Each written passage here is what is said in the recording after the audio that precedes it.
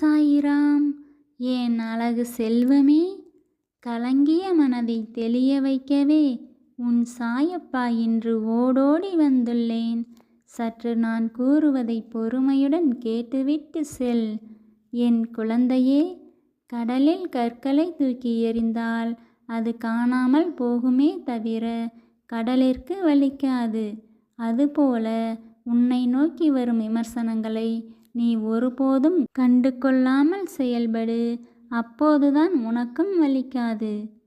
நீ எப்போதும் கடல் போல இரு. உன்னை நோக்கி வரும் விமர்சனங்கள் யாவும் கற்களாக கரையட்டும். இது உன் சாயப்பா உனக்காக கூறும் உண்மையான சொற்கள். உனக்கு துணையாக என்றும் உன் சாயப்பா இருக்கிறேன். இது உன் சாயப்பாவின் உண்மையான சொற்கள். ஜெய் சாயிராம்.